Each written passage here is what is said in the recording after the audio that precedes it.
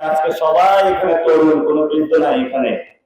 কারণ তাদের মনের মধ্যে আছে ওসমান হাদির আজাদের স্বপ্ন, তাদের মনের মধ্যে আছে ওসমান হাদির ইনসাফের স্বপ্ন। তাহলে আমরা আজকে আপনাদের এখানে কেন এসেছি এটার একটু ব্যাখ্যাটা আগে দিয়ে নেই। নির্বাচনের আগে আমরা বলেছিলাম বাংলাদেশে একটা সুষ্ঠু নির্বাচন হবে, বলেছিলাম যে আওয়ামী লীগের বিচার হবে, বলেছিলাম যে যারা আমাদের 1400 ভাইকে খুন করেছে তাদের আমরা দৃষ্টান্তমূলক শাস্তি বাংলাদেশে নিশ্চিত করব। বলেছিলাম যে সুন্দর একটি শিক্ষা স্বাস্থ্য ব্যবস্থার জন্য বাংলাদেশে পরিবর্তন হবে, সেজন্য আমরা সংস্কার করব। সেই জন্য প্রথমেই আপনারা নির্বাচন কমিশন 2টি ভোটের আয়োজন করলো। সে একটি ভোট ছিল জনপ্রতিনিধি তৈরি করার জন্য। সেই জনপ্রতিনিধিদের ক্ষেত্রে আমরা বললাম যারা ঋণ খেলাপি, চোর, বাটপার, গুন্ডা, সন্ত্রাসী, চাঁদাবাজ, টেন্ডারবাজ, আমরা এই নির্বাচনে তাদেরকে নমিনেশন দিব না এবং নির্বাচনে তাদেরকে জয়ী করব না। কিন্তু সেটার বিপক্ষে গিয়ে নির্বাচন কমিশন ঋণ খেলাপিদের হলে নমিনেশন দিল। বিভিন্ন দল, গুন্ডা, সন্ত্রাসী যারা সমাজে আপনাদেরকে গত 17 বছর নিপীড়ন চালিয়েছে তাদেরকে আবার নমিনেশন দিল।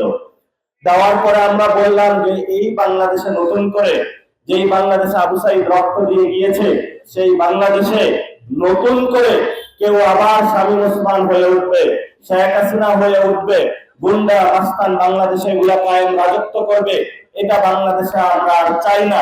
পেশি শক্তির রাজনীতি চাই না, টাকার রাজনীতি চাই না।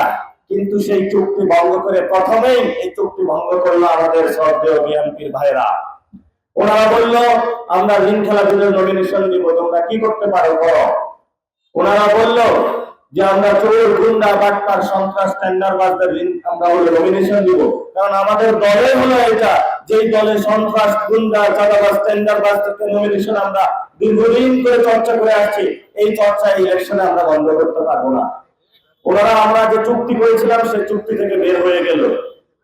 সেখানে আবার একটি কথা হলো, আপনারা সকলে গিয়ে ভোট দিলেন, ভোটের মাধ্যমে 70% রায় দিল যে আমরা বাংলাদেশের সংস্কার বাস্তবায়ন করব। নির্বাচনের পরে বিএনপির বন্ধুরা সেই চুক্তি ভেঙে বের হয়ে গেল, বললো আমরা বাংলাদেশের সংস্কার বাস্তবায়ন করব না। আমরা তাদেরকে জিজ্ঞাসা করলাম এই যে বাংলাদেশের ধসে পড়া স্বাস্থ্য খাত কে ঠিক করবে? তারা বললো এই বিষয়ে আমাদের দেখার দরকার নাই, আমরা আগে এসালাম এবং বিভিন্ন যে ব্যাংক আছে এগুলো আমরা একটু দখল দিয়ে নেই।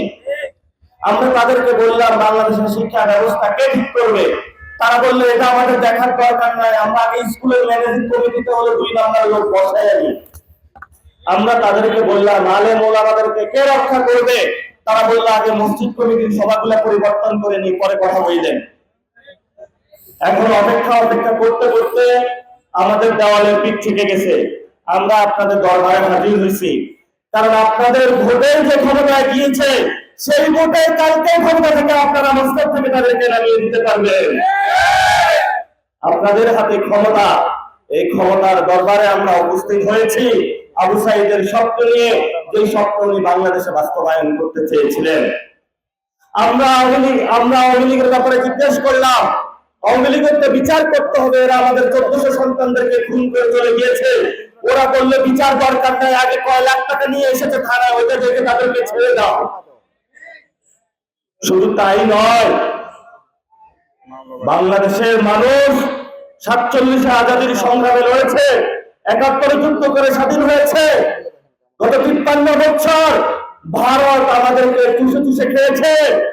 সেই ভারতের কষ্টে যখন আমরা তাদেরকে জিজ্ঞাসা করলাম তোমরা বেশি কথা বলিও না, আমাদের কাছে জিয়াউর রহমানের ব্যানার আছে, খালেদা জিয়ার ব্যানার আছে, আমরা কি করব সেটা নিয়ে তোমাদের নাক গলানো দরকার নাই।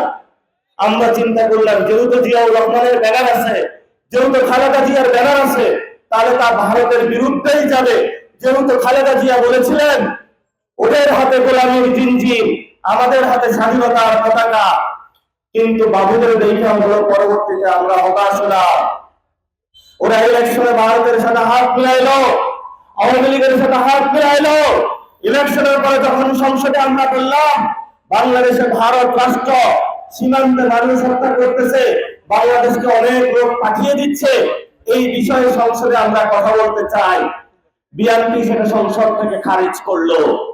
এখন চুক্তিটা প্রথমে জুলাইতে ঐক্য রয়েছে, এই ঐক্য প্রথম বাংলাদেশে হলো বিএনপি ভঙ্গ করেছে। দ্বিতীয়ত হলো জুলাইকে প্রথম বাংলাদেশে বিকৃত করেছে বিএনপি।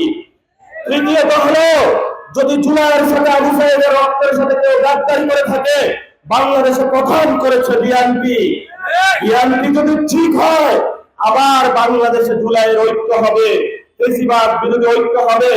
তাহলে আওয়ামী লীগের সাথে আমাদের যেভাবে লড়াই হচ্ছে ফেসিবাদী ব্যবস্থার কারণে, সে একই ব্যবস্থা যদি বিএনপির মধ্যে থাকে তাদের সাথে আগামীতে শক্ত লড়াই হবে আমাদের।